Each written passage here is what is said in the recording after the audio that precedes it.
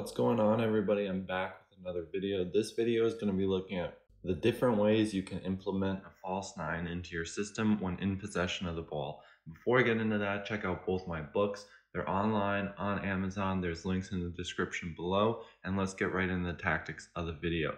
First, we're going to start off with a 4-3-3 buildup with wide fullbacks. We go with a single pivot and two more advanced midfielders with narrow wingers, and then our number 9 between central defenders. So to start off, in this situation, we'll have two clear ways we can start off depending on how we want to progress the ball. So the most common way the false nine started is with the wingers inverting, then the number 9 dropping deeper while the back 4 is pinned by these two inverted wingers. We still have our width and our structure created by our fullbacks, and now we have a 4-man diamond midfield. So this, if we're able to isolate the opposing team's midfield, we have strong connections, diagonal passes, and vertical passes into the dangerous areas and the 3 central corridors. So when we look at the midfield, we have 4 central midfielders and 2 players holding the width. So if the ball goes into the wide area, the opposing midfield shift will always have a free player if the 2 forwards don't help defensively and stagger themselves properly or fast enough. So this way we'll use numerical superiority to progress the ball and overcome the defensive challenges the opposing team presents. This also makes it very efficient when playing in the blind side of the opposing team, because with these advanced wingers, they're pinning essentially the back 4 with just 2 players. So when playing in the blind side, there's a very small likelihood that if a third line pass is played, that a defender will jump because of the increase in space they leave behind and the players that have access to it. So we'll have 3 players from our team in possession that could potentially access it, whether it's a fullback running deep or a winger fanning out wide. We'll have many different options in taking advantage of this space. Or even better, if we find our number 9 in this false 9 role and a central defender jumps, we'll have players easily able to then make these runs in behind and maybe connect it with a 3rd man pass, but there'll be a lot of dangerous space to exploit when a defender is pinned but still decides to jump. So now, vice versa, we can have our wingers play wide and our fullbacks play more narrow.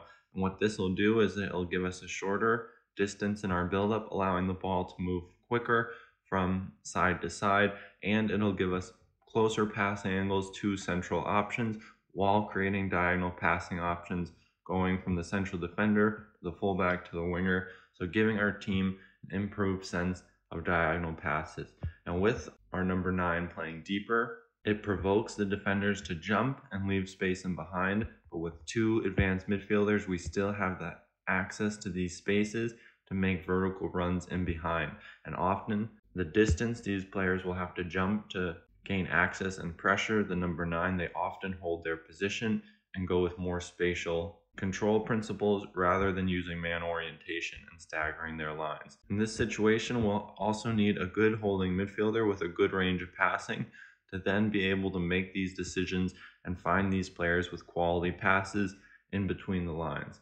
But with our wingers now creating height and width, it can often lead to breakages in the back line and forcing defenders to jump in situations where they might be better suited in staying in their defensive line, leading to the creation of a free man further forward. So whereas the last example was something more implemented by Jurgen Klopp, this situation will be more implemented by a coach like Pep Guardiola. And either way we look at it, the 3 midfielders against the midfield 4 will be affecting the midfield 4 of the opposing teams by positioning in their blind spot and between defenders, giving them problems and affecting how they shift and who they should worry about when shifting. So if the ball were to shift across, we have more man orientation principles when shifting. It can become much easier to manipulate this man orientation, move into the blind spot, and create movements into the wide area, displace defenders, and now rotate your positions to then access dangerous space. All right, now we can look at creating a midfield box using a false 9. So when we're in possession, we'll have certain triggers, whether that's through our own possession or through the opposing team, but we'll have a double pivot formed from a more advanced midfielder, and now this creates space for our number 9 to drop into, creating our midfield box. So instead of a diamond now, we have a 4-man midfield with strong control of our double pivot and strong diagonal passes into the wide area. And this is especially useful because a lot of times with our number 9 in a central position, it becomes hard to access this player. So by staggering himself, we have a more concrete rondo structure in the wide area or through the half space. With 4 players involved, and the double pivot adds security and decreases the amount of distance between players, allowing the ball to move faster. We have the same on the weak side with our 4 players in our rondo structure, creating 4v2s to try and progress the attack. So this is all just about what quality of players you have and what areas they're best suited to play through, how you want to progress the attack against the opposing team. So now we've looked at first a Pep Guardiola example of a false 9, then we looked at more of a Jurgen Klopp. Now let's look at a Thomas Tuchel example. So with Chelsea, he's had a lot of success with a back 3, 2 wing backs, 2 holding midfielders, and then a front 3 with the 2 inverted wingers playing more as attacking midfielders. So how we see this false 9 concept implemented is with these 2 attacking midfielders going higher up the field, and now we have our number 9 depending who's playing there. If it's Kai Havertz, he's more suited to this role, and he has more freedom now to go into the half spaces and take advantage of the pinning from the advanced interior midfielder. So this gives him more fluidity and gives him more space to move into.